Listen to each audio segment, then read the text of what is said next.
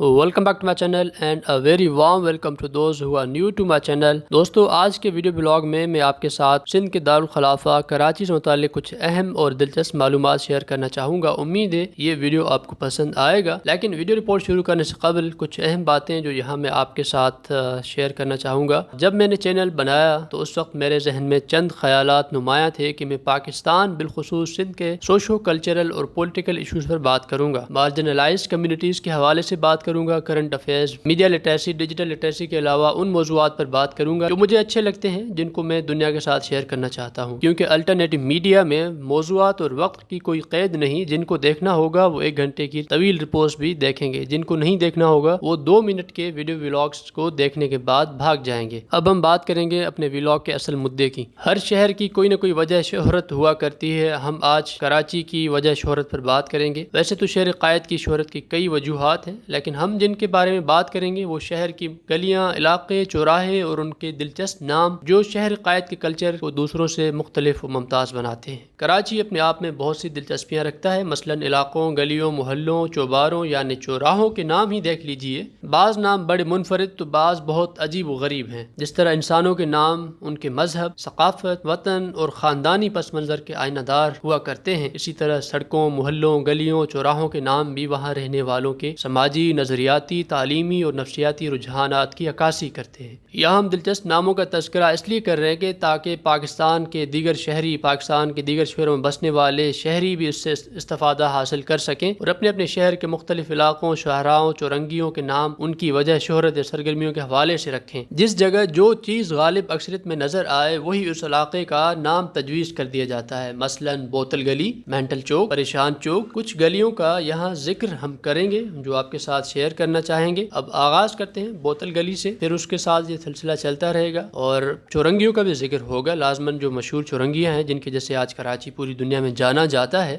آغاز کرتے ہیں بوتل گلی۔ کراچی کے علاقے آرام باغ میں واقع اس گلی کو یہ نام اپنی بناوٹ کی وجہ سے نہیں ملا، بلکہ یہ نام اس گلی کی نسبت اس کے اندر استعمال شدہ اور کسی حد تک نئی بوتلوں سے جڑے چھوٹے موٹے کاروبار کی وجہ سے ملا ہے۔ فنکار گلی۔ فنکار گلی کا نام سنتے ہی آپ کے ذہن میں آیا ہوگا کہ فنکاروں کی گلی ہے، یہاں فنکاروں کی رہائشیں ہوں گی، فنکار وغیرہ آپس میں ان کا کوئی بیٹھک کا سسٹم ہوگا، لیکن ایسا نہیں ہے۔ ماضی میں ہوا کرتا ہوگا لیکن اب ایسا نہیں ہے۔ ریڈیو پاکستان کی معرض سے متصل کراچی کی فنکار گلی ماضی میں فنون لطیفہ کا مرکز ہوا کرتی تھی۔ یہ گلی ایسی اجڑی کہ اب وہاں آلات موسیقی کی صرف ایک دکان رہ گئی ہے۔ ماضی کی گم گفتہ فنکار گلی جو ریڈیو پاکستان کے صدا کاروں اور فنکاروں کی بیٹھک ہوا کرتی تھی، جو اب آٹو اسپیئر پارٹس کی مارکیٹ بن چکی ہے۔ اسپیئر پارٹس کی دکانوں میں Saleem and music sons, music house, بھولی بسری یادیں تازہ کیے ہوئے۔ آپ نے شاید دنیا کے کسی اور شہر میں جانوروں کی اتنی عزت و توقیر نہ دیکھی ہو جتنی آپ کو کراچی میں دیکھنے کو ملے گی۔ یہاں پر انسانی حقوق کے علاوہ جانوروں کے حقوق کے لیے بھی کام کرنے والے کارکنان موجود ہیں۔ یہاں رہتے انسان ہیں مگر کالونیاں، چورنگیاں جانوروں کے نام سے منسوب کی جاتی ہیں، مثلا گیدڑ کالونی، مچھر کالونی، بھینس کالونی، چیل چوک، چمڑا چورنگی، خچر چورنگی، ناگن چورنگی، گولی مار، ڈسکو موڑ، انڈا موڑ، ڈالمیا، پرفیوم چوک، مکہ چوک، لالو کھیت، 2 منٹ چورنگی، 5 اسٹار چورنگی۔ کچھ اور کالونیاں ہیں جو اپنی مثال آپ ہیں، مثلا خاموش کالونی، کنواری کالونی، عامل کالونی۔ یہ بھائی کراچی کے علاقوں کے نام ہیں،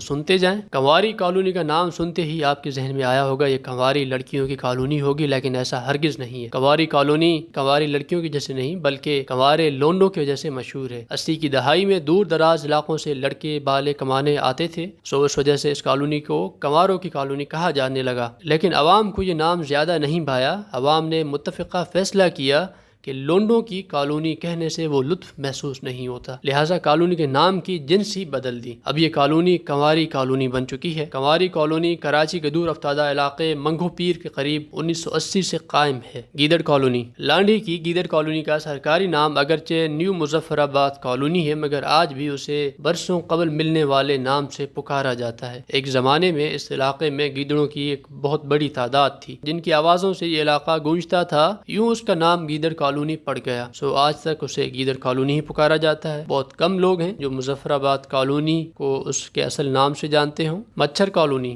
ہمارے ہاں مچھروں کے بھی علاقے ہیں، سو آئیں اب مچھر کالونی کے بارے میں جانتے ہیں۔ مچھر کالونی علاقے کا نام سن کر آپ یہ سوچ رہے ہوں گے کہ یہاں بڑی تعداد میں مچھر پائے جاتے ہوں گے، لیکن در حقیقت یہ مچھروں کا علاقہ نہیں بلکہ یہاں بھی عام انسان بستے ہیں۔ غریب بسے ہوئے طبقے سے تعلق رکھنے والے انسان یہاں رہتے ہیں۔ اس علاقے کا پرانا نام مچھیرا کالونی تھا، یہاں مچھیرے بسا کرتے تھے کیونکہ یہاں اکثریت مچھیروں کی تھی، لیکن پھر آہستہ آہستہ بڑھتی ہوئی آبادی، سیوریج کی ناقص صورتحال اور گندگی کے باعث اس کالونی کا نام مچھر کالونی پڑ گیا، سو آج اسے مچھر کالونی کے نام سے پکارا جاتا ہے۔ اور کراچی میں کوئی ایک مچھر کالونی نہیں، کراچی میں 2 مچھر کالونیاں ہیں۔ اب ہم بات کرتے ہیں بھینس کالونی کی۔ بھینس کالونی یہ لانڈی کا ایک پرانا علاقہ ہے اور اس کا نام بھینس کالونی رکھنے کا مقصد یہ تھا کہ یہاں پر وسیع پیمانے پر مویشی منڈی بنائی جائے گی جو شہر میں گوشت اور دودھ مہیا کرے گی، لیکن کراچی کے شہریوں کی ستم ظرفی دیکھیں کہ انہوں نے یہاں اس علاقے میں بھی رہائش اختیار کر لی اور بھینس کالونی کے نام سے اب اسے جانا جاتا ہے۔ بھینسوں کے ساتھ انسان بھی بستے ہیں اور بھینسیں انسانوں کے ساتھ بستی ہیں، دونوں نے سمجھوتا کر لیا، دونوں نے ساتھ رہائش اختیار کر لی، سو اب اس لیے بھینسوں نے متفقہ فیصلہ کیا کہ اب ہماری کالونی ہے لہٰذا ہمارے نام سے پہچانی جائے، سو آج تک اس لیے اسے بھینس کالونی کے نام سے جانا جاتا ہے۔ خاموش کالونی یہ علاقہ کراچی کے مشہور علاقے لیاقت آباد ٹاؤن المعروف لالو کھیت میں واقع ہے، تاہم نام کے برخلاف یہ جگہ بالکل خاموشی سے خالی ہے۔ خاموش کالونی کے مکین اتنا ہی بولتے ہیں جتنا شہر کے دوسرے علاقوں کے باسی، یہ ممکن ہے کہ وہ ہم سے زیادہ بولتے ہوں یا پھر یہ بھی ممکن ہے کہ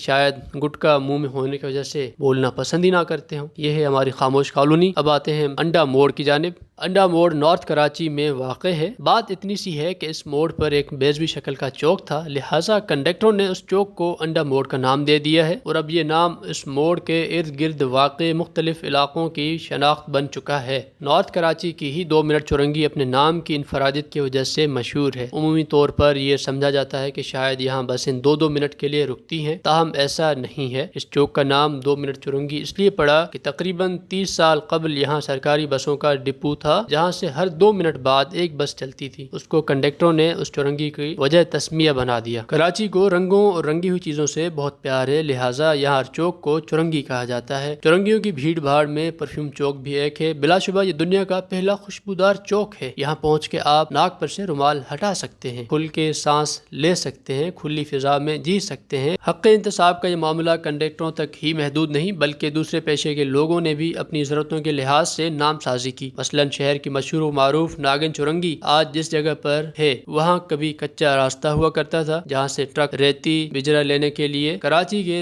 ایک سرے سے گڈاب تک جاتے تھے۔ تیز رفتار ٹرک سڑک پر راہ گیروں کو دیکھ کر بھی بریک لگانے کی زحمت گوارا نہیں کرتے تھے، چنانچہ ہر دوسرے تیسرے روز ایکسیڈنٹ سے کوئی نہ کوئی راہگیر ہلاک ہو جاتا تھا۔ کہتے ہیں کہ کسی شاعرانہ مزاج کے کسی اخبار نویس نے اس مقام کو ناگن سے موسوم کیا، یعنی یہ مقام اس ناگن محبوبہ کی طرح ہے جو مسلسل ڈستی رہتی ہے۔ ملیر کے علاقے کھوکھرا پار کا بھوت بنگلہ اسٹاپ نام کے لحاظ سے کتنا ہی پراسرار و خوفناک کیوں نہ ہو مگر در حقیقت یہاں کوئی جن بھوت نہیں، ہر طرف انسان ہی انسان پائے جاتے ہیں۔ بس بات اتنی سی ہے کہ جب یہ علاقہ نیا نیا تعمیر ہونا شروع ہوا تو یہاں پر ایک پولیس افسر نے اپنا وسیع مکان تعمیر کرایا جو کافی عرصہ خالی پڑا رہا اور کنڈکٹر حضرات نے حسب عادات اس اسٹاپ کو بے رونق بنگلے کی مناسبت سے بھوت بنگلہ اسٹاپ کا نام دے دیا، تب سے بھوت بنگلہ مشہور ہوا۔ بدنما ناموں کے اس سلسلے میں چڑ کو امر کر دینے کی ایک مثال نارتھ کراچی کا کریلا موڑ ہے۔ اس مقام پر ایک سبزی فروش اپنا ٹھیلا لے کر کھڑا ہوتا تھا جسے لوگ کریلا کہہ کر چھیڑتے تھے۔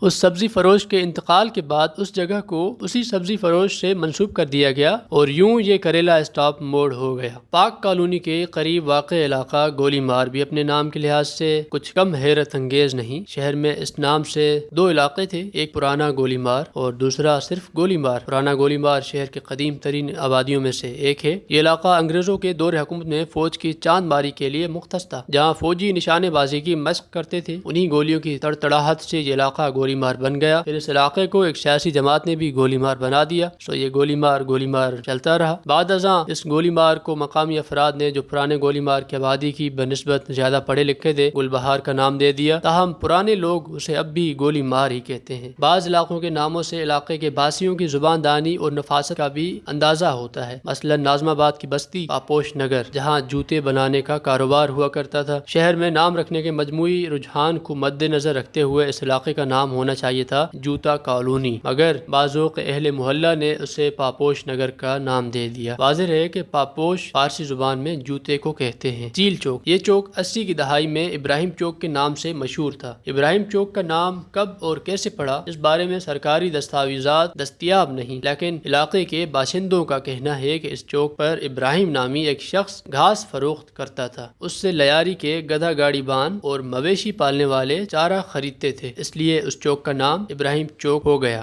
بلدیہ عظمیٰ نے کراچی کے مختلف چوکوں کی تزئین و آرائش کا کام شروع کیا تو ابراہیم چوک پر بھی ایک مینار بنا کر اس پر اقبال کا شاہین نصب کر دیا، لیکن چونکہ علاقے کے بلوچ اقبال کے شاہین سے اتنی زیادہ واقفیت نہیں رکھتے تھے، اس لیے انہوں نے شاہین کو چیل سمجھ لیا اور پھر اس چوک کا نام چیل چوک پڑ گیا۔ یہ تھے شہر قائد کے کچھ علاقے اور ان کے بدنما نام جو شہر کی اب پہچان بن چکے ہیں۔ ہمارے شہروں کے درمیان کچھ اس طرح کے چوک چوراہوں کے نام ہونے چاہیے جن سے لوگوں کو علم، دوستی اور کلچر سے محبت کی ترغیب ملے۔ ہر جگہ شاہین، گھوڑے، تلواریں، عقاب چوک بنانا ضروری نہیں ہے، کیونکہ ان سے نہ تو علم کا پیغام ملتا ہے، نہ تو ہماری ثقافت اجاگر ہوتی ہے۔ صرف عجیب و غریب نام رکھے جاتے ہیں یا پھر جنگجوؤں کے نام سے رکھے جاتے ہیں۔ کوئی ایسا چوک بنائے، لائبریری چوک ہو، کتاب چوک ہو، کوئی ایسا جن سے آنے والی نسل کو علم کی اہمیت سے روشناس کیا جا سکے اور شہر کی ثقافت سے روشناس کیا جا سکے۔ کوئی ایسے چوک بنائے جائیں۔ یہ بدنما نام جو ہے شہر کی وجہ شہرت تو ہیں، لیکن یہ منفی شہرت، بدنامی کا باعث بنتے ہیں۔ فی الحال یہی تھا، اگلے ولاگ میں آپ سے پھر ملاقات ہوگی، لیکن ولاگ کو ختم کرنے سے قبل میں کچھ اور بھی گزارشات ہیں جو یہاں پر آپ کے ساتھ شیئر کرنا چاہوں گا۔ ہم اکثر چونا کتھا سب ساتھ لیے پھرتے ہیں، بس موقع کی مناسبت سے مرغا مل جائے تو اسے لیپ دیتے ہیں۔ میں بھی انہی لیپنے والوں میں سے ایک ہوں، اسی معاشرے کا ایک فرد ہوں، فرد نہیں بلکہ ایک پروڈکٹ ہوں، اور خود ہی اس پروڈکٹ کی مارکیٹنگ کرنے والا ایک سیلز مین جو اپنا چورن بیچنے کی کوشش میں لگا ہوا ہوں۔ اگر آپ کو بھی یہ چورن اچھا لگتا ہے، چینل سبسکرائب کریں اور دوستوں سے بھی سبسکرائب کرنے کا کہیں۔ شکریہ، اللہ حافظ۔